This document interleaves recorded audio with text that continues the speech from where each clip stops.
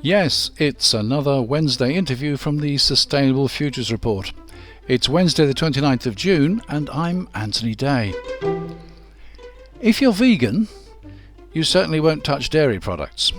And if you're vegetarian, you may avoid them as well. Even if you're happy to eat anything, you may reduce your intake of dairy products because of the impact that industrial agriculture can have on the environment. It's possible to make a milk substitute from oats and from many other plants. Today we learn about one plant you may not have thought of and find out what else it can do for the planet. Well, today I'm talking to Michael Kyriakou, who is founder and CEO of Gaia's Farming Company. There's growing concern about global food supplies.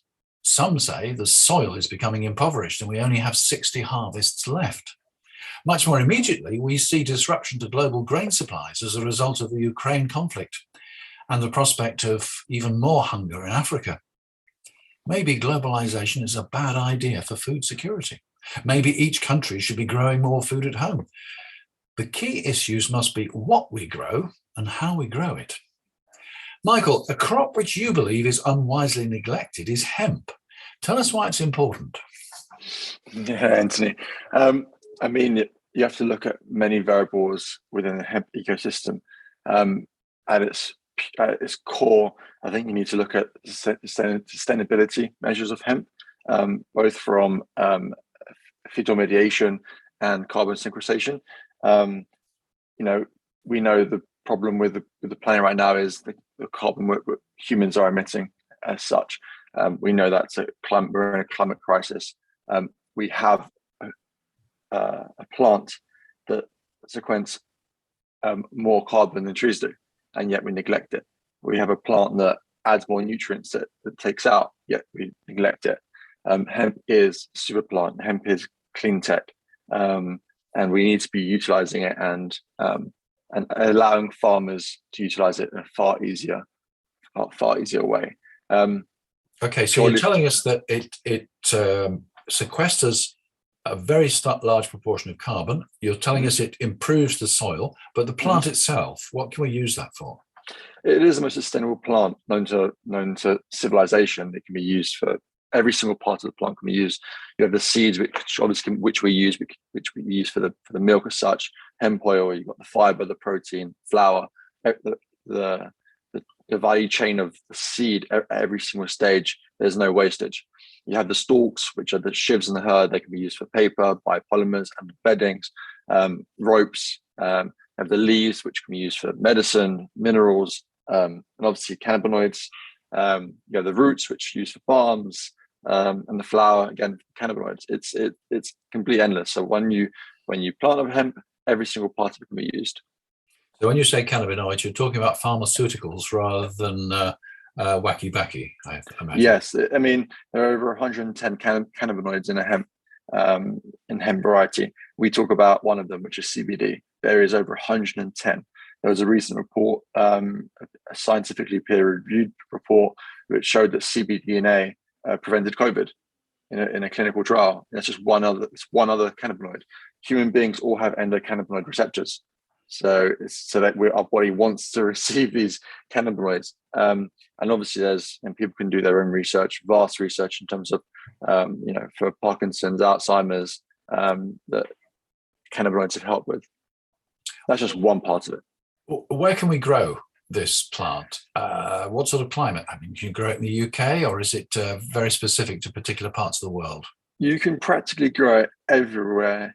But obviously you get different harvests depending on where you grow. So for example, in England, you typically will get one harvest. And let's say in France, they can get typically 2 to 3.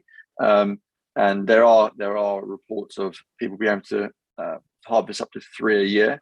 But I think you have to work on a particular strain of the hemp. I think it's more for its speed in terms of its harvest than anything else.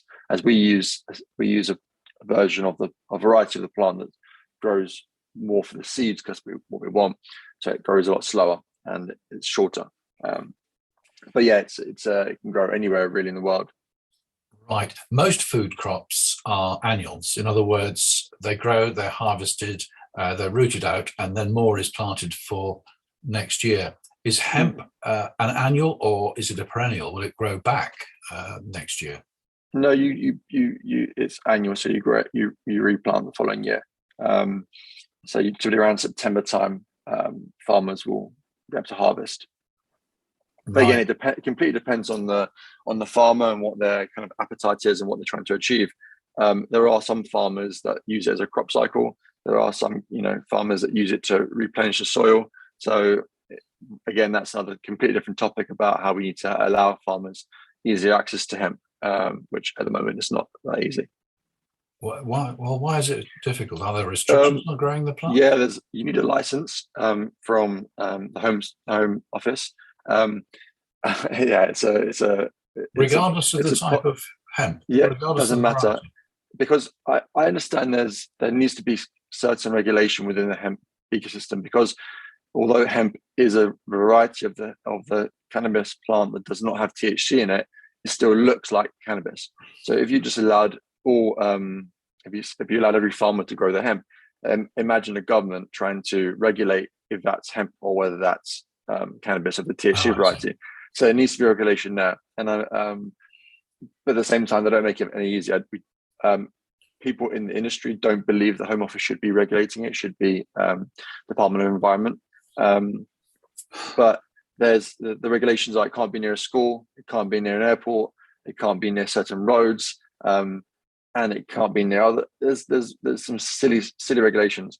And there are cases. I spoke to a farmer where he had some of his hemp plants, and a small amount, stolen by some village hooligans, and they're going to go home and try and do something with it and not get very far, because you can't physically smoke hemp. It's like it'll be no different to trying to smoke straw or trying to smoke grass. So they're going to have a nice little surprise. But yet there definitely needs to be some element of like control, which I completely appreciate and understand, but it's allowing it to be easier to get there. Because the way I kind of see it, and a lot of people see it, is that hemp is a superpower plant, and it can do so much for both the economy and for farmers, for agriculture in general.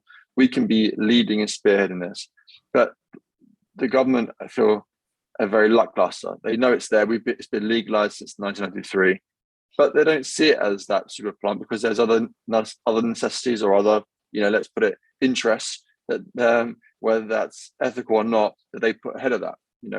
Hemp was the first plant known to be utilized as a textile. When the UK colonized the US, they had a tax that made the US colonies farm hemp for the Navy of the UK. We used to have sails made out of hemp. Yeah. But in the 1930s, with the birth of agroforestry and with the birth of plastics, they saw this as a threat.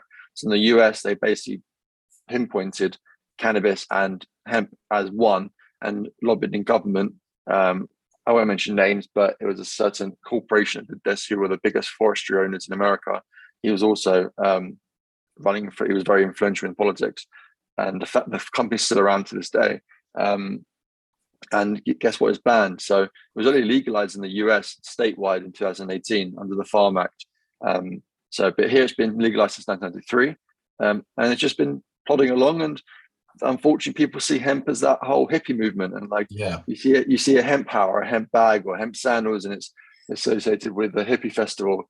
Well, no, this is where we come along, and other people coming along, where we're trying to bring it into the modern day and with innovation and re-educate people. People still ask us today, can they get high from it? We're like, no.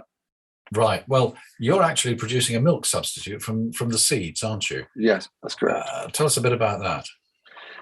So it's a very fascinating world. You can produce a lot from the seeds, but through aquafractation, you can get basically a milk from the seed. It's distilled with water, and it's very similar to milk in color and texture, with a nutty taste. And it's just amazing. It's just that we can replace a plant, but we can replace obviously dairy industry and for vegans and people that don't want to drink dairy milk like myself. It's a product, and also the benefit is high in omega-3 and omega-6. So it's amazing. The key question, of course, is how does it compare on cost with dairy milk? Yep. So with the rise of dairy milk, it's not too dissimilar, to be honest with you. I mean, we sell our product at between 180 and £2 a unit, so a litre. So people are used to premiums for plant-based milks. In America, you're looking at like $5 for a plant-based milk. So I think the UK is quite ahead of its time to the pricing. But so yeah. Right. And are you currently producing at scale? Can I find it in my local supermarket? Not your local supermarket, but you will find it in more like local delis, farm shops, etc. We are in talks with a few major supermarkets, but these things, we launched in January of this year, and it's just about getting out there and getting feedback and seeing what people think. Because we mix ours with oats to give it a more all-rounded taste. Right. Because we appreciate that hemp is a very distinctive taste. So we know it's the best product possible to have, but we're like, how do we make it more commercially viable? So we add it with oats, which people are very used to now. Right. Do you have a website? Do you show on your website where your product can be bought? You can go to our website. It's guysfarming.co, and they'll be able to see our website and more information about hemp. Okay, so we'll put that link on the Sustainable Futures Report website, so people can follow that.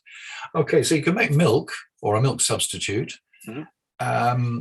Is the foliage useful for forage for livestock? So if you look at the whole supply chain of the food system, so for example, for us, when we have the seed, we have the whole hemp seed. What we typically do is we clean it and grade it. The lower quality grade seeds, aka the smaller seeds, that can be used for livestock and for feed. And typically most farmers or equestrian sites will use it for a premium protein source and omega source. So there's that side. Then when it goes through its processing, we basically crush it to take away the shell, so it's hulled.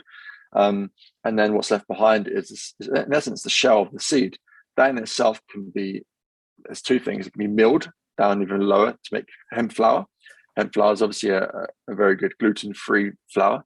Or we also can use it. We can not mill it and sell that in itself for the fish feeding and for, again, horses. You also have the stalk, which can be used for animal bedding, which is much better than typical straw. It's more expensive, but it lasts between 2 to 4 times longer. It's antimicrobial, and so when the animal will urinate on it, it will not smell. Physically does not smell, which is incredible. But in this day and age, with I'm sure your listeners will understand the cost of living these days is increasing. You have to try and how do you incentivize a farmer to then go and spend more on his straw or her straw, just because of these properties. So there are many farmers that will, but when it's more expensive, people are conscious of their price. The other problem, of course, is incentivizing farmers to produce the hemp. Given there are all these restrictions you've described, do you find difficulty in actually getting the raw materials you need to produce your products? No, there certainly are farmers that are committed. I think the point is that most farmers will have a break crop, and in that it's very easy just to mix it. Then there's obviously supply. There's obviously a lot of supply then. But with hemp farmers, typically they're just hemp farmers, and they might have a break crop, which might be something, whether it's oats or wheat, whatnot.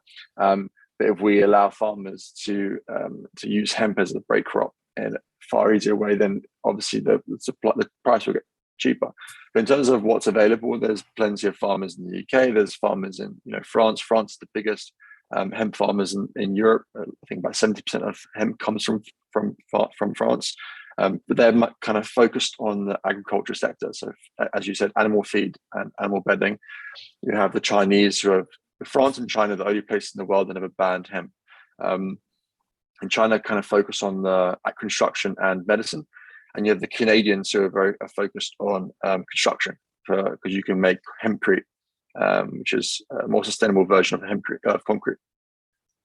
Yes, I've heard of that now you mention it. Yeah. It's lighter weight as well, I think, isn't it? It's lighter weight. It sequence carbon still when it's in the home, which is incredible.